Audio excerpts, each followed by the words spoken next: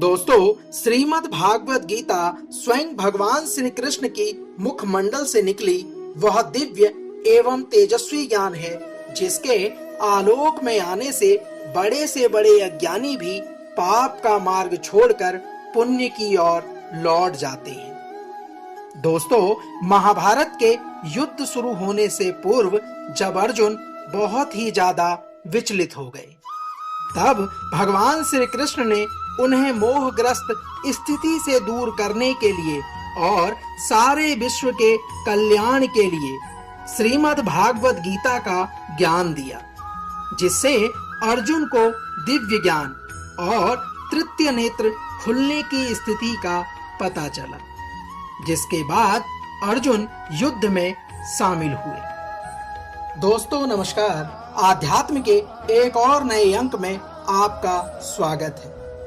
दोस्तों, कल हमने श्रीमद् भागवत गीता के 16वें अध्याय दैवासुर संबंधीय भाग योग का श्रवण किया, जिसमें भगवान श्री कृष्ण द्वारा फल सहित दैवी तथा आसुरी व्यक्ति और संपदा का कथन विस्तार पूर्वक वर्णन किया गया। भगवान श्री कृष्ण के द्वारा आसुरी संपदा वालों के लक्षण और उनकी अधोगति का भी वर्णन किया गया।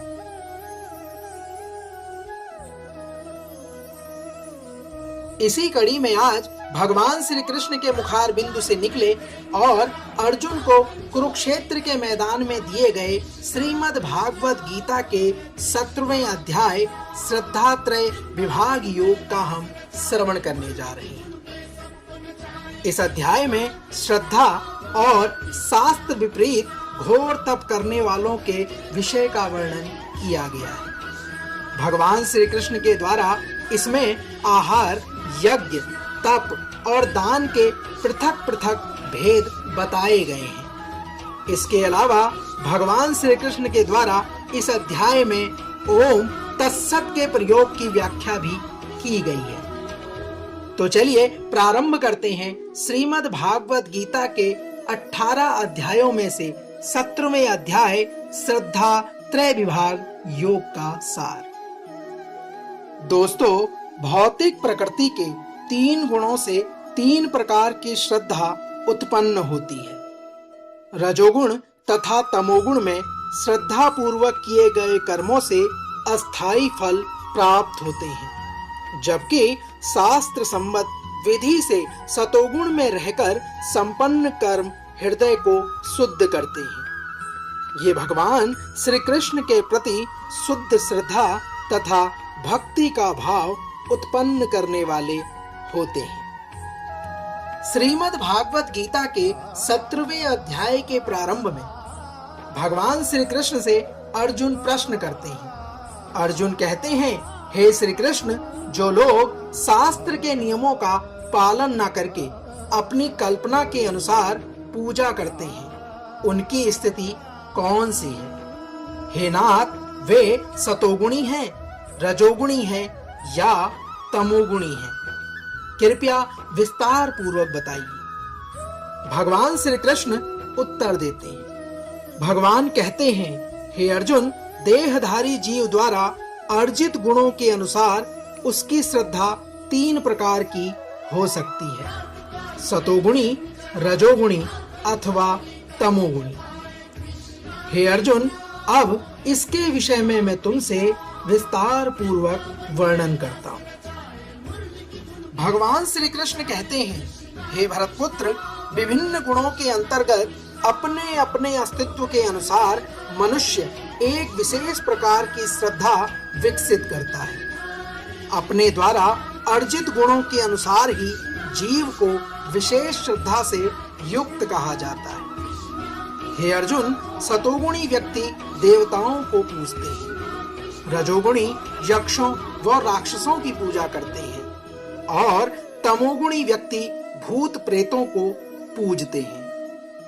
हे अर्जुन, जो लोग दंभ तथा अहंकार से अभिभूत होकर शास्त्र विरुद्ध कठोर तपस्या और व्रत करते हैं, जो काम तथा आसक्ति द्वारा प्रेरित होते हैं, जो मूर्ख हैं तथा जो शरीर के भौतिक तत्वों तथा शरीर के भीतर स्थित परमात्मा को कष्ट पहुंचाते हैं।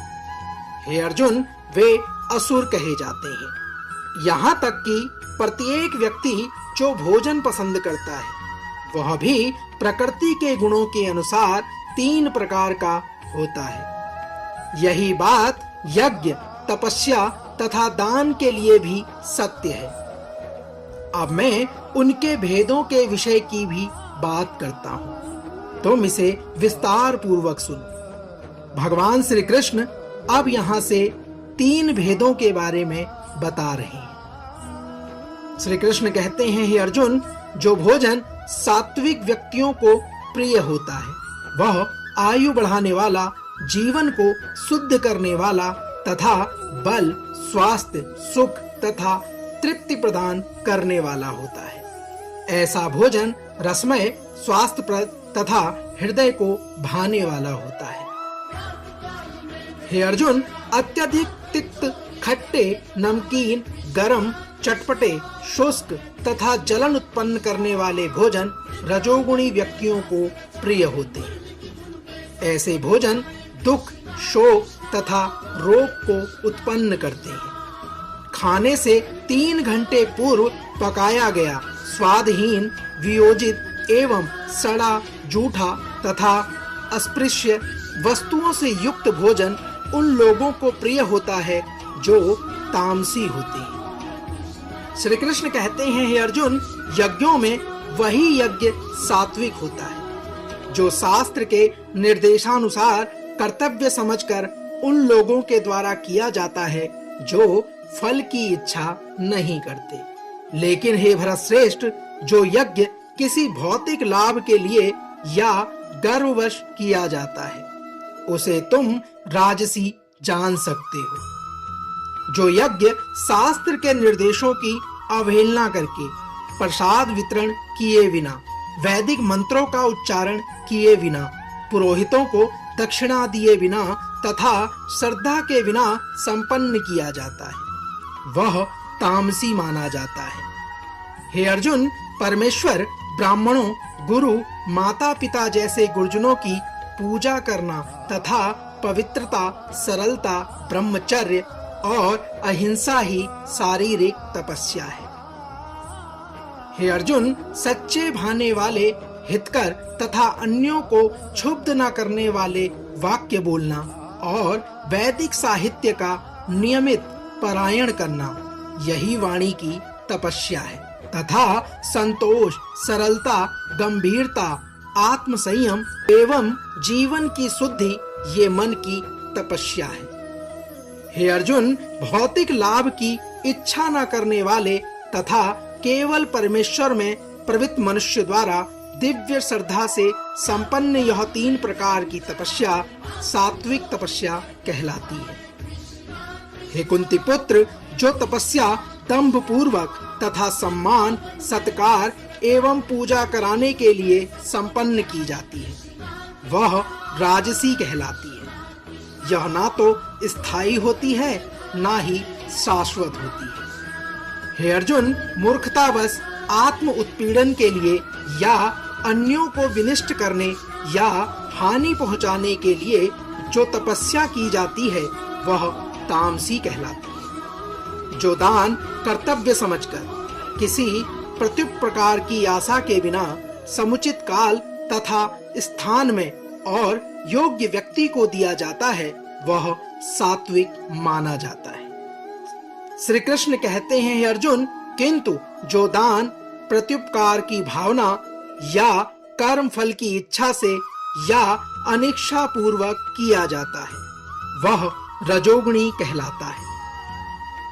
हे पार्थ, जो दान किसी अपवित्र स्थान में किसी अयोग्य व्यक्ति को या बिना समुचित ध्यान तथा आदर के दिया जाता है वह तामसी कहलाता है। श्री कृष्ण आगे अर्जुन से कहते हैं, हे पार्थ, सृष्टि के आदिकाल से ओम तत्सत ये 3 शब्द पर ब्रह्म को सूचित करने के लिए प्रयुक्त किए जा रहे हैं। यह तीनों सांकेतिक अभिव्यक्तियां ब्राह्मणों द्वारा वैदिक मंत्रों का उच्चारण करते समय तथा ब्रह्म को संतुष्ट करने के लिए यज्ञों के समय प्रयुक्त होती थी।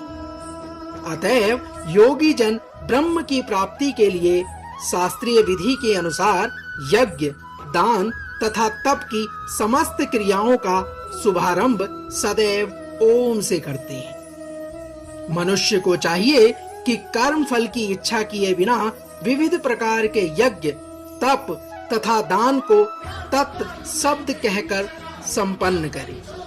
ऐसी दिव्य क्रियाओं का उद्देश्य भव बंधन से मुक्त होना होता है। श्री कृष्ण आगे कहते हैं, हे अर्जुन, परम सत्य भक्तिमय यज्ञ का लक्ष्य है और उसे सत शब्द से अभिहित किया जाता है। हे प्रथापुत्र, ऐसे यज्ञ का संपन्न करता भी सत कहलाता है। जिस प्रकार यज्ञ, तप तथा दान के सारे कर्म भी जो परम पुरुष को प्रसन्न करने के लिए संपन्न किए जाते हैं, वह सत है। हे पार्थ, श्रद्धा के बिना यज्ञ, दान या तप के रूप में जो भी किया जाता है वह नश्वर है, वह असत कहलाता है और इस जन्म तथा अगले जन्म दोनों में ही व्यर्थ चला जाता है। दोस्तों, तो यह था भगवान श्री कृष्ण के मुखार बिंदु से निकला और अर्जुन को कुरुक्षेत्र के मैदान में दिए गए श्रीमद् भागवत गीता के 17वें अध्याय श्रद्धा त्रय विभाग योग का सार। हम आशा करते हैं भगवान श्री कृष्ण के मुखार बिंदु से निकले इन अनमोल वचनों का आप अपने जीवन में अवश्य निर्वाहन करेंगे। कल भगवान श्री कृष्ण के मुखार बिंदु से निकले श्रीमद् भागवत गीता के 18वें अध्याय को लेकर आपके बीच में फिर होगी मुलाकात। तब तक जय श्री कृष्ण, राधे राधे।